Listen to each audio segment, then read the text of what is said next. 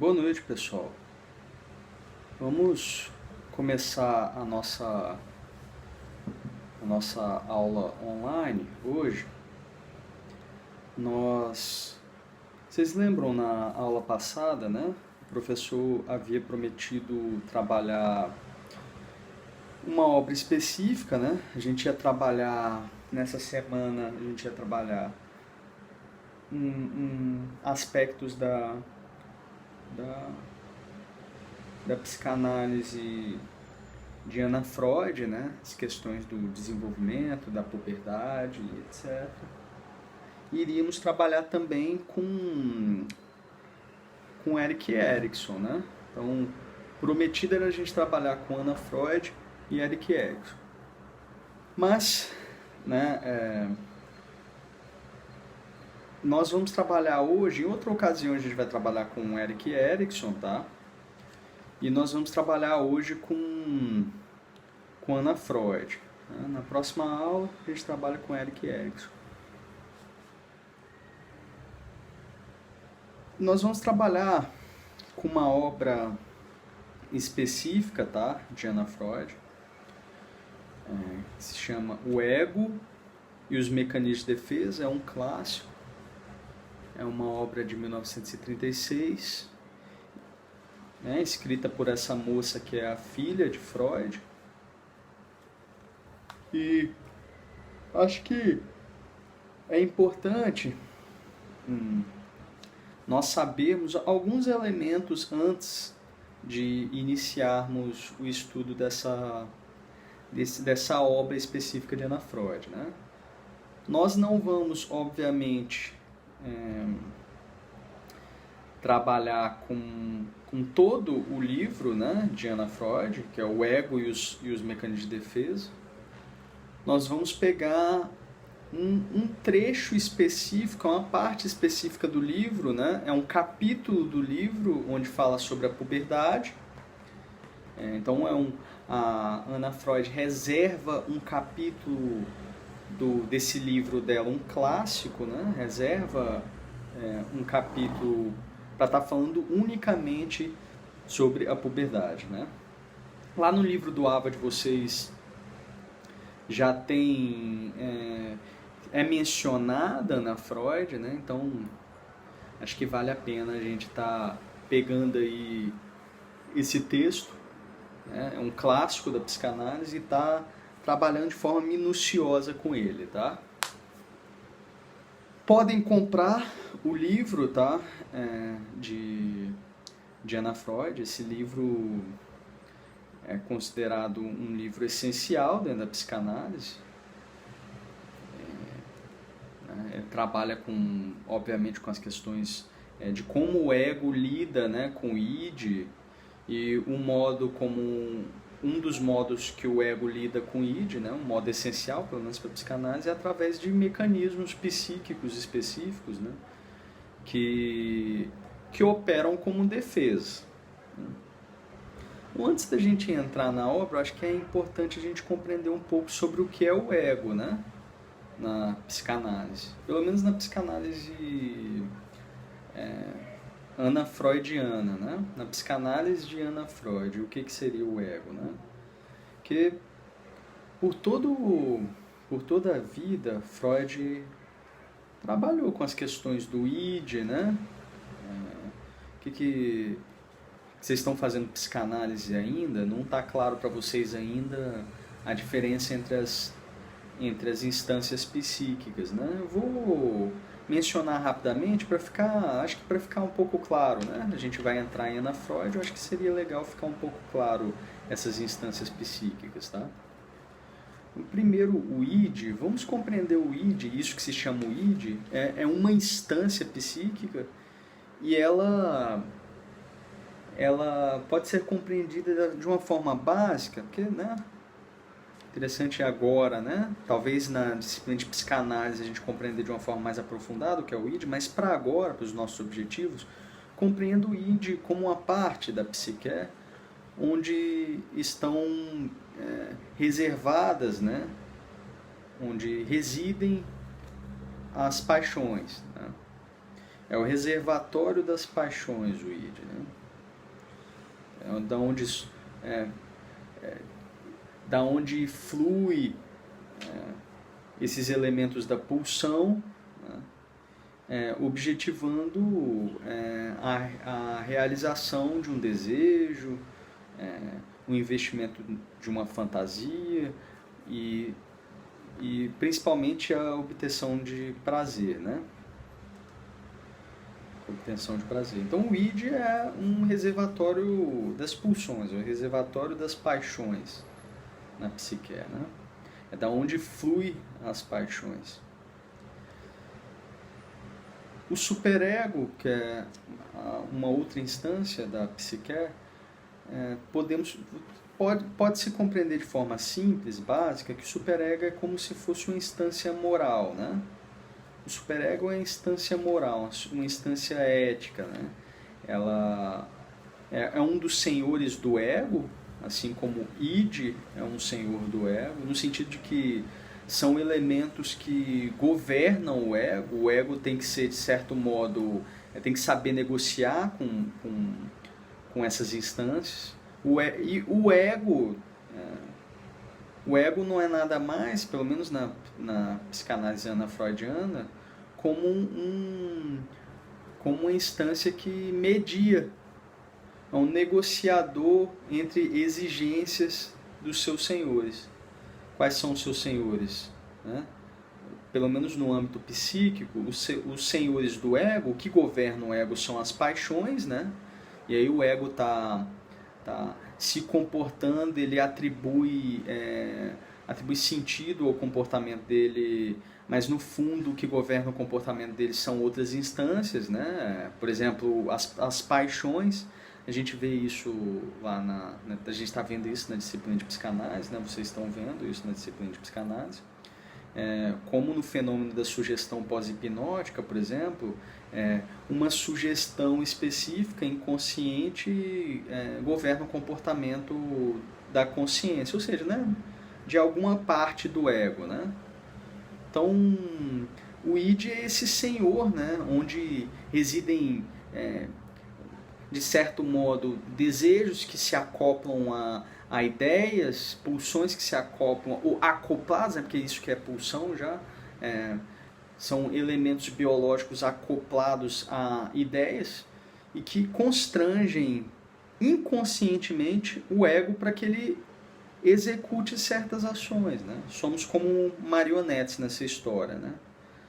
Então, o id é um dos senhores do ego, e o superego seria essa instância moral, né, que diz aquilo que, assim, no estado não patológico, isso aqui é o certo, isso daqui é o errado, haja dessa forma, isso é feio, isso é belo, isso é errado, isso é certo, isso é bom, isso é mal, isso é nojento e etc., né?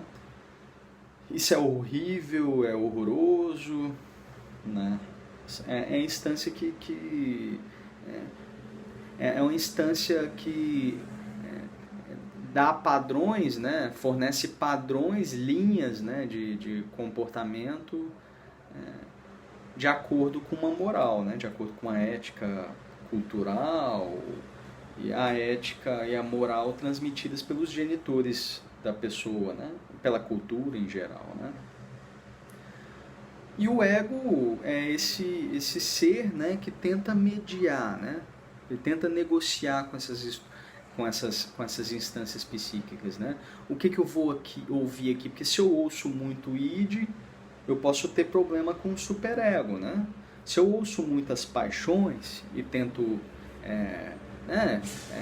executá-las a todo momento, né, eu posso ter problema com aquela instância ali que me diz o que é certo e me diz o que é errado. Então é um negociador, né? Tem um outro elemento que o governa também é o mundo, né, a realidade externa. Ele tem que estar atento também a como ele vai se satisfazer, né? Como é que o ego vai satisfazer essas exigências do id, porque existe um outro senhor, que é o mundo, né? A realidade externa, que nos constrange a todo momento para a gente não obter prazer de formas específicas, né? Então, um outro senhor do ego seria o mundo, né? A realidade externa. Então, o interesse de Freud sempre foi a questão dessas duas instâncias psíquicas, né? O id e o superego, né? Por muito tempo se interessou pelo id e pelo superego. No final da vida de Freud, o Freud começa a se interessar pelas questões do ego, sobretudo quais são os elementos que são capazes de desequilibrar esse equilíbrio de forças, né? Ou romper, dividir o ego, né? Mas essas são questões que nós não vamos abordar aqui, né? Então, o interesse de Ana Freud é compreender, dar prosseguimento ao que Freud, no final da vida, já estava executando, né? Estudando o que e como se comporta o ego em circunstâncias específicas, né? Ana Freud toca esse caminho, né? Ela escreve esse livro, que é um livro fantástico. O interesse dela né, no ego são os elementos inconscientes do ego, né? Porque o ego ele possui também elementos inconscientes. O id é completamente inconsciente, o superego, né, tem toda uma parte que é inconsciente, e o ego, né, o ego é onde reside a superfície da consciência, né, e ali também há toda uma estrutura que é inconsciente. Por exemplo, os mecanismos de defesa, né?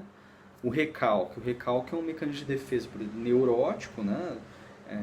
E é um mecanismo de defesa empregado pelo ego. E é um mecanismo de defesa automático e inconsciente, ou seja, existem estruturas inconscientes no ego, tá? E o interesse de Ana Freud na puberdade é que ela fala que a transição da infância para a puberdade faz surgir isso que se chama o ego. A gênese do ego, o ego tem uma gênese precisa, a gente vai tentar ver aqui, isso daqui rapidamente, ela tem uma gênese precisa na transição entre a infância e a puberdade. A gente vai ver aonde isso acontece, tá? E então ela se interessa por isso, pela questão da puberdade, exatamente por isso, né? Porque é nesse período de transição que surge a matéria de estudo principal da carreira dela, né? Da carreira de Ana Freud. Então vamos começar aqui o texto, né?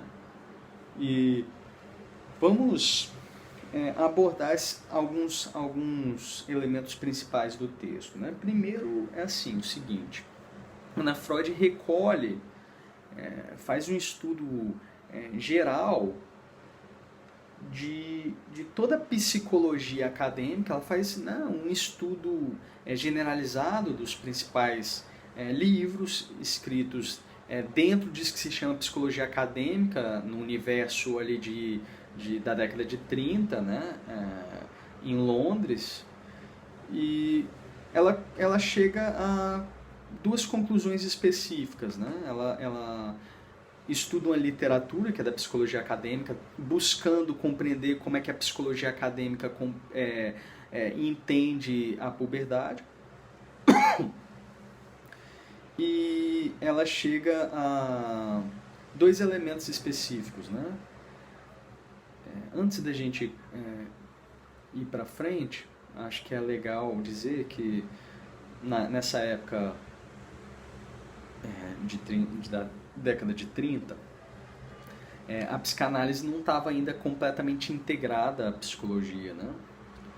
A psicologia é um ramo de estudo, né, uma ciência que num determinado momento, né, assume a psicanálise. A psicanálise sempre foi uma psicologia. A psicologia, na verdade, é a psicologia propriamente dita, é a psicologia com A maiúsculo. Só que requereu um pouco de tempo para que a psicanálise fosse para que a psicanálise entrasse e assumisse essa posição dentro da psicologia que tem hoje, né?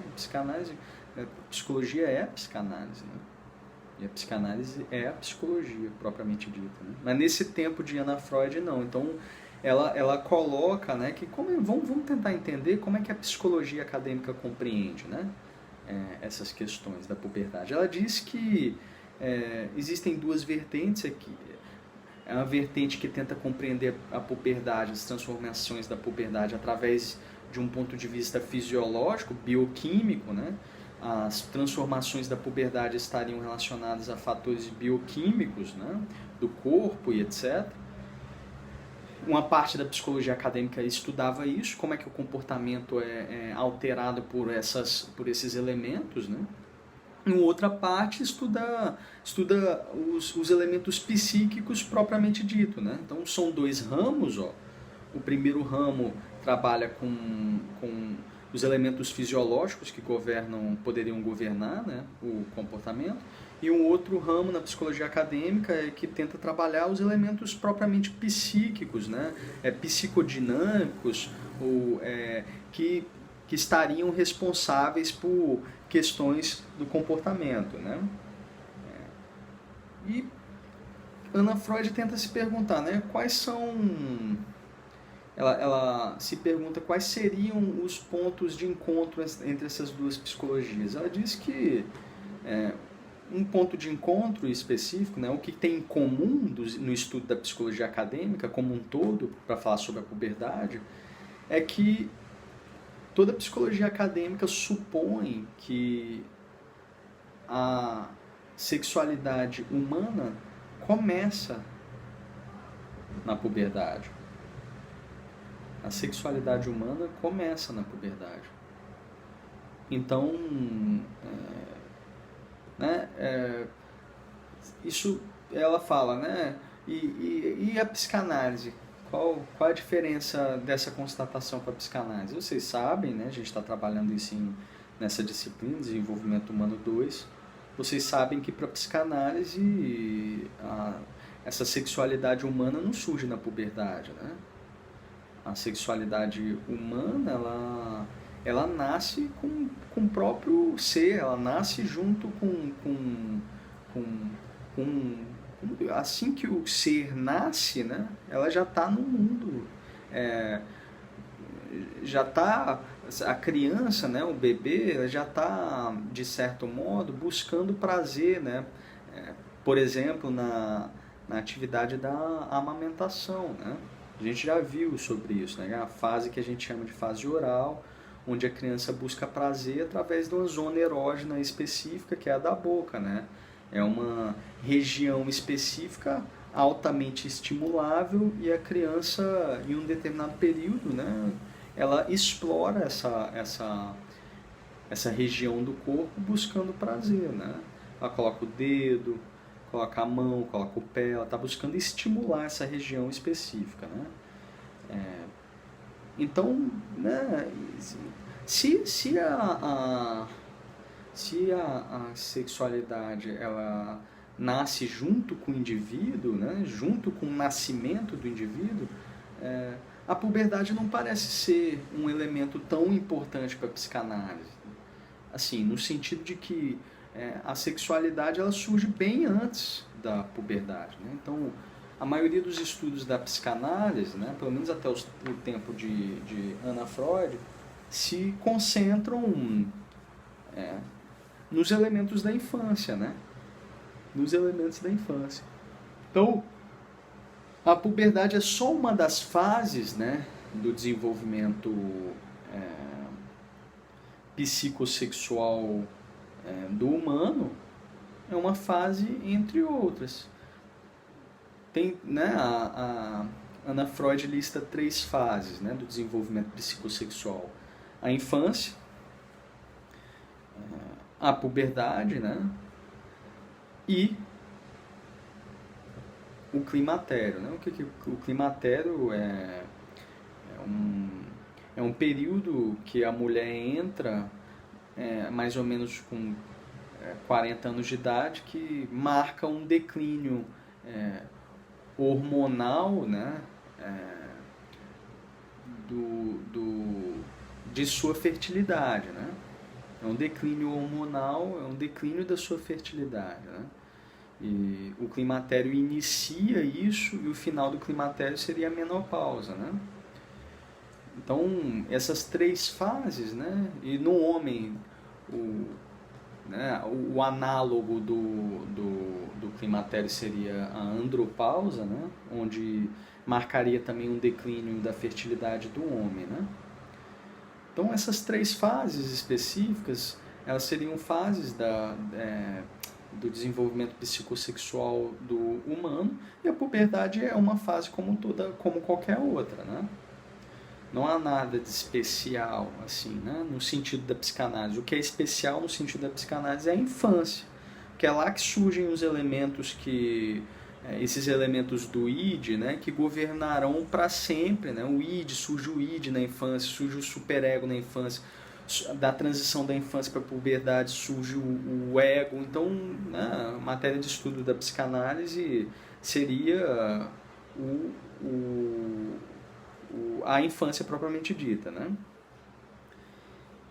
Assim, então, o que há de comum?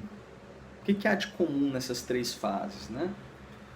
A Ana Freud se pergunta o que há de comum nessas 3 fases e ela chega à conclusão de que nessas 3 fases existe um id particularmente forte. As pulsões do id quantitativamente estão elevadas, as pulsões se elevam quantitativamente. E um ego, e concomitante a isso, né, a elevação das pulsões do id, concomitante a isso, existe um ego relativamente fraco. Então, nesses 3 períodos do desenvolvimento psicossexual, marca aí infância, puberdade e climatério. Nesses 3 períodos existe um id as pulsões do id estão elevadas quantitativamente, né? E existe concomitante a isso um ego relativamente fraco, né? Então, assim, vamos tentar entender agora como se desenvolve esse conflito entre o id e o ego em cada uma dessas etapas aqui, né? Excluindo o climatério, porque nosso interesse na puberdade. Para a gente entender as transformações da puberdade, é necessário compreender alguns elementos, né, de como surge o ego na infância, tá? Então, um elemento interessante é o seguinte, ó, a criança ela não possui um ego desenvolvido, não há um contorno no ego dela ainda, não há um mediador, não existe mediador ainda, um negociador com o id, não existe esse mediador ainda. Esse mediador que é o ego é uma construção, né? O ego e o superego são construídos por forças externas, né? E por elementos internos, mas são construídos. O ego e o superego são construções. Então, quando a criança nasce, não existe um ego pronto, não existe um superego pronto. O professor sempre fala, né? Em relação ao superego, isso é muito simples. A pessoa não nasce, a criança não nasce com um livro do hiperativo categórico lá, com imperativo categórico, crítica da razão pura, ou crítica da razão prática, né? Que seja, né? Crítica da razão pura, e não nasce com a crítica da razão pura em mãos, né? De Kant lá, que é onde se abordam as questões de como poderia ser construída uma ética universal, né? Uma moral universal. criança não nasce com isso é construído, né? Os genitores aí, os educadores, as instituições como um todo, né, têm esse papel, os aspectos jurídicos têm esse papel de certo modo, construir o superego, né? O nosso superego, né? Então a criança não nasce com ego nem superego e o ego vai se desenvolvendo, né? Se ela não nasce com ego, a gente tem que se perguntar como é que existe como é que se negociam essas pulsões que surgem na criança, né? Como é que a criança ela lida com essas pulsões? A gente sabe que ela mesmo dificilmente lida, né? Quem tenta mediar isso é justamente os genitores, né? Os cuidadores, a educação, né? Os educadores, os professores, etc. Então, a criança não tem um ego ainda, o que ela tem são forças externas que a limitam. São forças externas que a limitam. E essa força externa, as forças externas, né, a educação, o limite que os pais e os genitores conferem à criança, de certo modo, no primeiro tempo, é introjetado na criança como um certo tipo de angústia. Né? Porque num momento específico, né, o que limita o desejo contínuo e inegociável da criança por prazer, no início são forças externas, é o pai, a mãe, é o tio, é a madrinha, é a avó, etc., que fala, olha, agora você não vai fazer isso, agora você não pode fazer aquilo, e etc. Primeiro são forças externas, e com o tempo essas forças externas vão sendo introjetadas na criança, ela introjeta essas forças externas, esses limites, num primeiro momento como um certo tipo de angústia, que Ana Freud chama de angústia objetiva. Né? Então a criança, a angústia objetiva seria um tipo de antecipação de dor, uma antecipação de castigo. Então a criança aprende a lidar, né, de certo modo, com o id dela, de certo modo contrabalanceando as pulsões do id com o medo da punição, por exemplo, com o medo da dor, com a angústia da dor, com a expectativa da punição. Então, daí, do encontro dessas duas forças que se chocam, que é o id solicitando a criança que satisfaça as suas pulsões, né? A criança quer brincar, quer jogar bola, quer jogar videogame, quer dançar, quer ver todo mundo pelado, quer ficar pelado, quer maltratar o outro, quer ser maltratado, quer ter prazer com a boca, com ânus, etc. Né? E por um lado tem essa força e por outro lado tem as forças que tentam limitar esses elementos. Né? Num primeiro momento essa força é a educação dos pais, né, etc., a ameaça dos pais, né, a lei como um todo, né, dos genitores. E num segundo momento, a criança introjeta isso e ela introjeta como uma angústia, como eu disse para vocês, uma antecipação de dor. Então, o que vai limitar essa força específica, né, pulsional do id, que solicita o prazer, vai ser uma contraforça que seria a antecipação da dor, a angústia.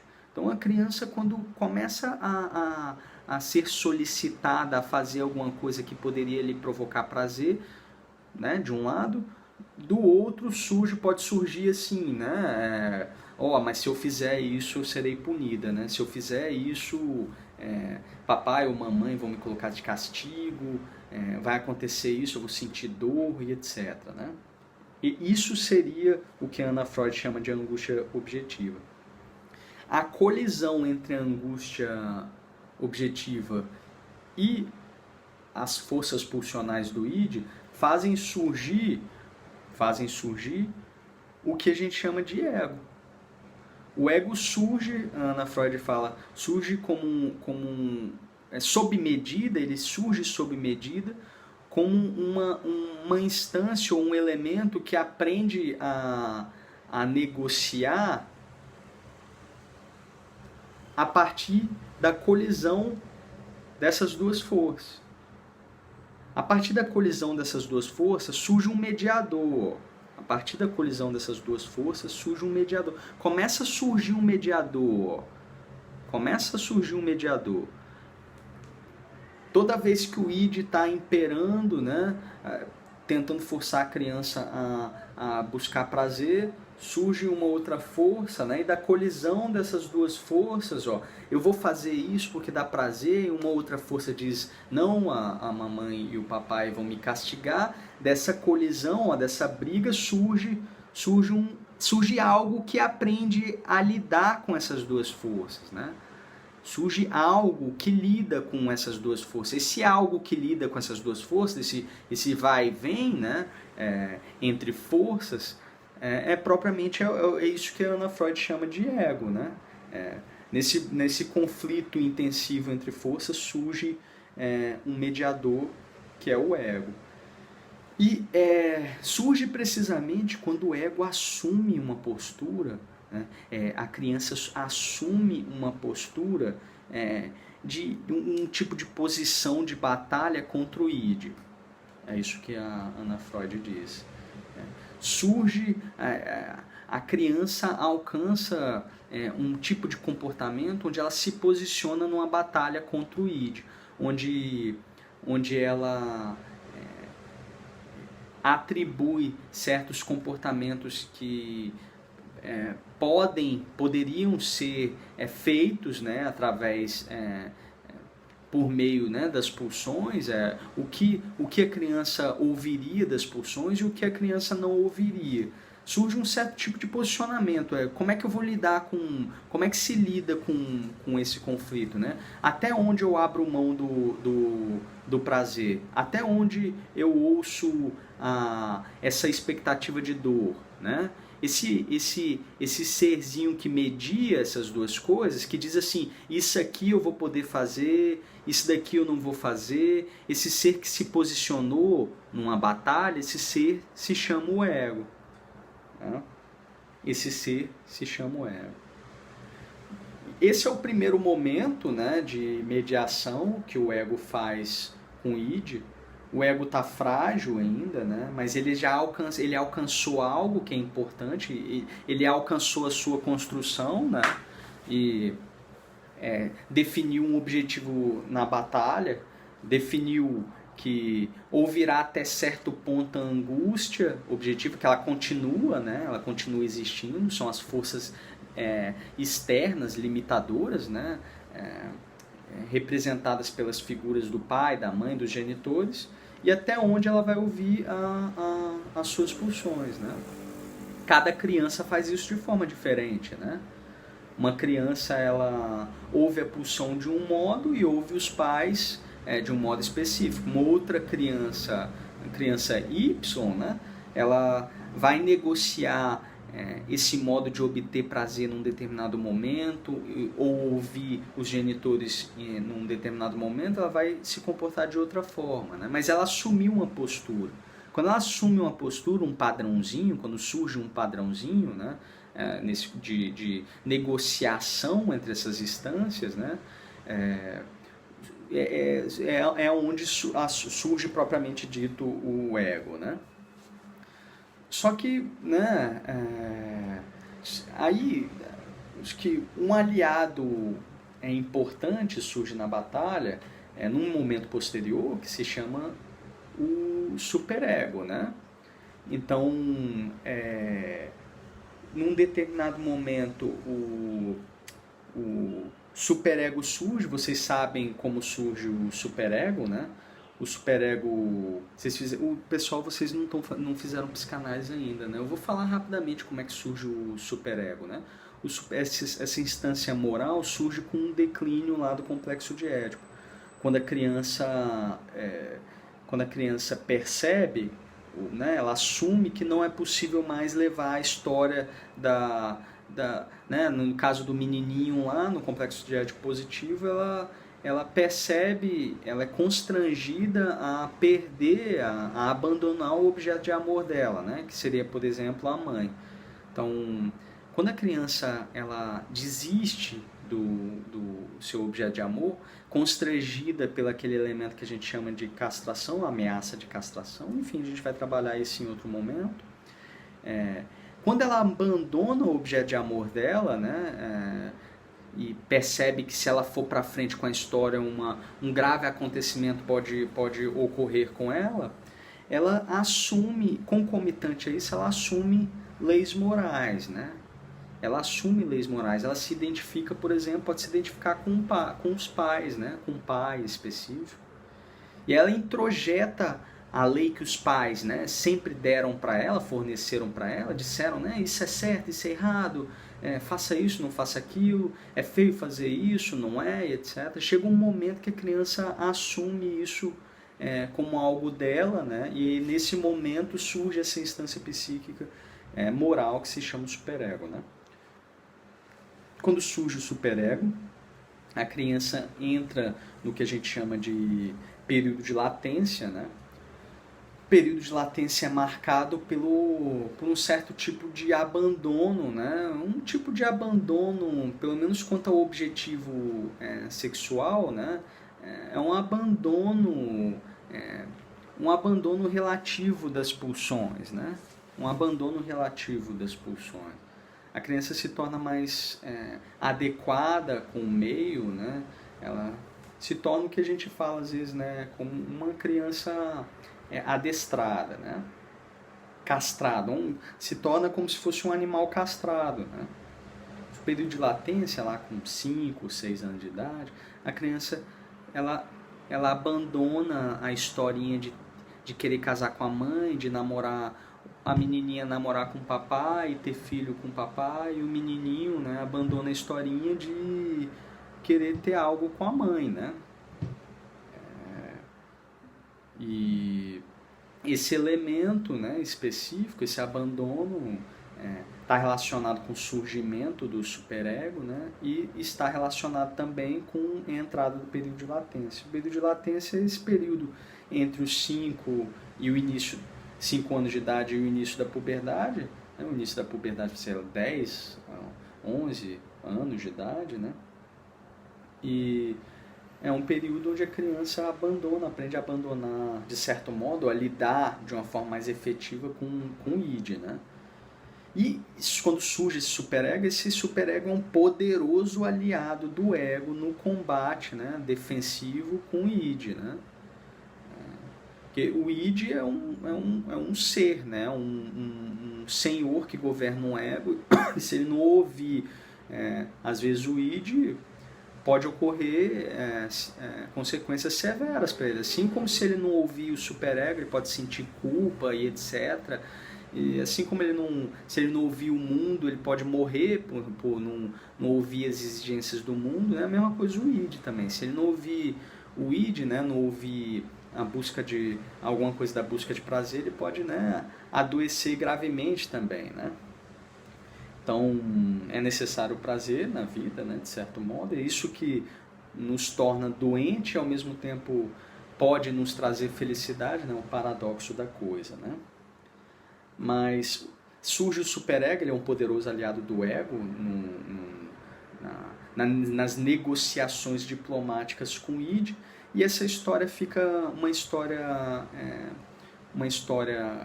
equilibrada até o início da puberdade, né? Parece que o animalzinho tá castrado, tá quietinho, né? E chega um momento que as forças pulsionais, né, se elevam, né, novamente, que é o início da puberdade, né, e desequilibra toda a história do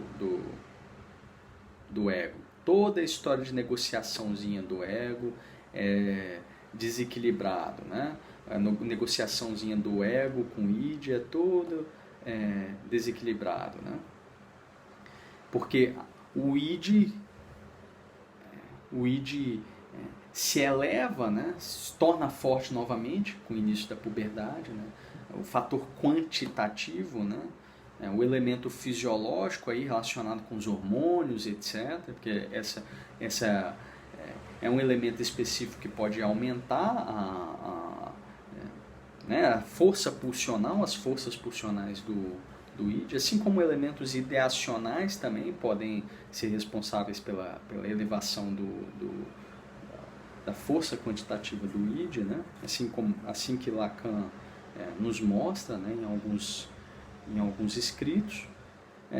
Essa força do id se torna elevada novamente e sobrepuja o ego e o superego. Então a puberdade é marcada, né? Pode ser marcada, por exemplo, a Ana Freud coloca.